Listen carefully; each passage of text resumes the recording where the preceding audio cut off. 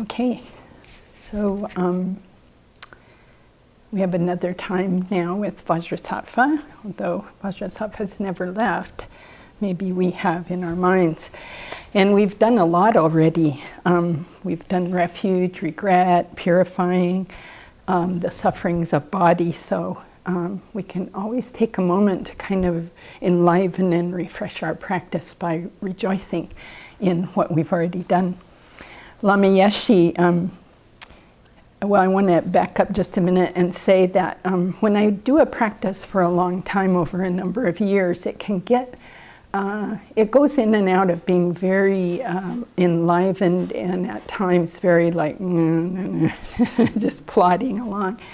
And so often I'll go to the text to just kind of, well, I keep thinking of the word enliven, but just really bring it back to life for myself, almost like the first time I kind of got it.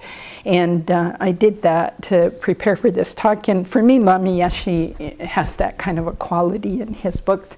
And he said something that really got into my heart, so I wanted to share it with you.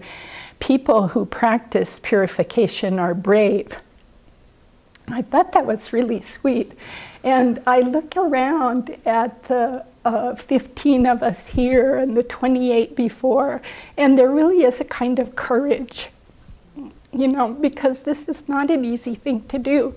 And I think of the people who I did the 90 days with in particular, and it's like climbing a very big mountain. And it's a really good analogy because it takes all that it would take to climb a very big mountain, that you have to have your buddies, and you get really tired, and you get really angry, and you get really discouraged, and you get really excited, and you get really joyful, and you go through all of this, and you need so much equipment, and you need a really good leader and a great map. And so it really is that kind of courage to do these kind of practices in our hearts.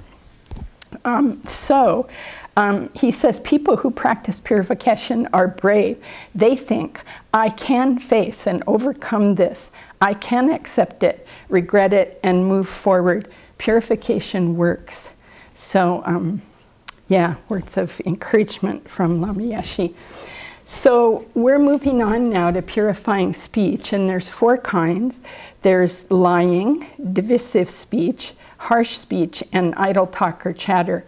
And I'm going to try to get through 2 of these today. So these are listed, Yangtze Rinpoche says in his book, Practicing the Path, in the order of kind of the most gross harm to people. So we'll start with lying.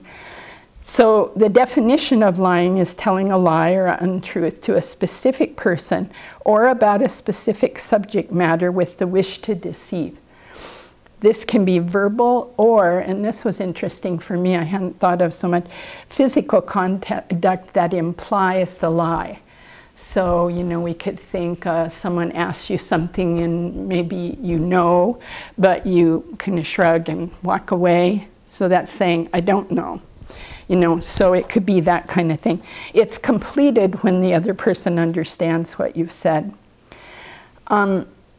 So the results of this one are pretty obviously the results similar to the cause. You're going to get lied to, and you're going to be deceived. So that's probably not happened to any of you in your lives, but I had to look at that because you know, it's like, well, why did I get lied to? I always think of Geshe Sopa going, I'm innocent. When he's making fun of us, like trying to figure out, you know, why did that happen? I'm innocent. But I especially had to think about this because this is one I tend to skip over, to be completely truthful. I just go, oh, mine are harsh speech and idle chatter. I know those are mine. Now lying, let's just kind of, oh yeah, or sorry for that, and just kind of move on. And so I started thinking in preparing for this, why was that? And it led me to look at one of the ways that we can dig out some of this stuff that's not so right up on the surface is always return to your home of origin, this life, and you can say, well, what was going on there? And so that was an interesting thing, because my pretty strict Polish Catholic mother said to me so clear when I was about 4 years old, I'll always believe what you say, but the first time you lie, I'll never believe you again. You will get a spanking, you will have Tabasco sauce put on your tongue, and you will go to hell eternally. Well, this would cause a person to avoid not only lying, but avoid the whole topic. It was like, okay, Mom, I don't lie. And I think that's the story I've told myself all along, is I don't lie. But then I had this other message, and I'm putting these forth partly because they're funny and because they're true, but also so you can see, you know, this is how you go at it. So then I thought, well, what was my dad saying? So my dad was more this sort of soft, funny Irish Catholic guy, and he said, well, Irish people don't lie. We just kind of exaggerate to make a story a little better. And so I've got my mom and my dad, and then later my brother saying to me, or it might have been my sister, I don't know which one, saying, well, if the Nazis come to the door and we're hiding Jews, you're not going to tell them that you are hiding Jews, are you? And it was like, no. Well, that's a lie. And I'm like, oh man, I'm very confused about this. So this was good, because I'm digging at it, you know, and going, okay, that confusion now, where does that lead? Where does it lead me? And what I see is it leads me to skip over it. It's like, I don't do this, I don't need to look at it, and I don't even really know how to look at it. And so that's what I'm playing with. And I use the word playing lightly because it's really heavy work I'm looking at now. Okay, I did get lied to in this life, so there's something going on there. Let's see.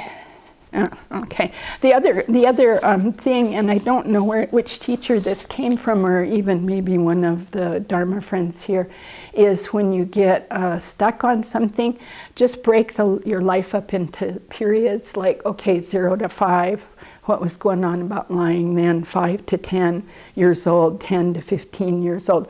Oh, now I can start seeing at 15 years old sneaking cigarettes, you know, going places that were forbidden.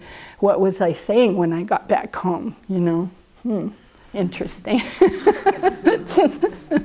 So, but I wasn't lying, because I know where that would lead. Okay. Well, anyway, moving on to the second one is divisive speech. And this is speech that divides people from one another and instigates or intensifies disharmony. So this also could be interfering with people who are about to reconcile. And you can see I did a lot of divorce mediation, so I really could see this one and others, of course. But like, you know, lying about, oh, they're going to get together, and then the person doing the affair doesn't want that to happen, and so all these kind of rumors start going around. And interesting thing about this is what you say could be true or false, pleasant or unpleasant. That doesn't matter if it's true or false. It goes back to the other problem of lying. But it could still be divisive speech, even if it's true and even if it's pleasant. So I started looking at these. Oh, just to point out too, that Venerable in one of her talks pointed out that jealousy is often the main motivation for this one. You're trying to carve people away from each other because you kind of want them to like you and not like that one so much. And she said our self-centeredness makes us burn with jealousy, so we engage in this kind of speech. So I was thinking how subtle this can get, and I watched this pattern in myself, and I throw it out there just for you to see if you do this too. Because this could be very gross, you know, like divisive, like he's a liar, he's a this, he's a that, you know, and you're just plain trying to divide them. You're not, if you had the motivation to help protect the person and you're telling something true without anger, that's different. But this motivation is this dividing them up. And so I find myself doing this in a sneaky way, which I suspect is some of the lying stuff too. And I'll say something like, you know, I really, really like X, the person. And then I say, but did you know what they did? And then I'm off going, you know, and it's just a little kind of unpleasant, dicky thing. But what's the purpose? What's the purpose of doing that? And so I'm really trying to catch and look at that right now. So the results of this divisive speech are, and again, if we looked at the karmic results and those have happened to us, then we have this problem to purify. So the result of this one is you're separated from those you like constantly by disputes, and you're inclined to continue divisive speech. So that's a really intense one to look at. You know, if we look at our families, like, are any of us separated from them by disputes? You know, not that we chose to be here, but how are they taking that? So, or are we separated from anybody we really love and care about by disputes? Also, this environmental karma, you'll be born where the ground is very rough and uneven. So how does Vajrasattva help us purify this one? This one is interesting because the light of Vajrasattva and this beautiful nectar floods down. And by the way, again, looking at Lama Yeshe, he was just saying this comes down at times. I was thinking how this must be very, again, a way to enliven things, to look at sometimes a gentle kind of shower internally and externally, but at times with something that's really tough and habitual and destructive. He says it's a waterfall. It's like a nuclear waterfall. It's just whoosh. So, you know, in this one, you get that all down to the very soles of your feet. And it comes back up as very pure, pure nectar and light. And everything about the impure speech comes out of mouth, nose, eyes, ears. And one text I read said even out of the crown chakra, although I had not seen that before. And that was in Lama Yeshe's too. So I've also not had Venerable describe it that way, but definitely out of all the openings in the head. And you just let it flow. The disturbing attitudes are just coming out, and they're this really dark liquid of any kind. This says liquid tar, and the light and nectar is filling you, and it's just floating all this up to the top and out. And then again, what Lama Yeshe says in closing, he says, and also Lati Rinpoche, everybody says this, it's very important to generate the conviction that you have actually purified this suffering. Just keep saying that to yourself, because your doubt can cause you, after all this work, to just backtrack, and there's no need for that. So in conclusion, because we have some nice snow still here, and we've been getting snow, I want to read a quote from Geshe Sopa, and he was talking about how can we remove this poison from ourselves, and one of the ways is recitations. And he says, he quotes a sutra called the Tantra requested by Subahu. Just as the rays of the sun striking the snow melt it with irresistible brilliance, the snow of non-virtuous action melts away when struck by the rays of the sun of, number 1, ethical conduct, number 2, recitation, applied diligently from the heart. So let's keep going, and Monday we'll talk about that.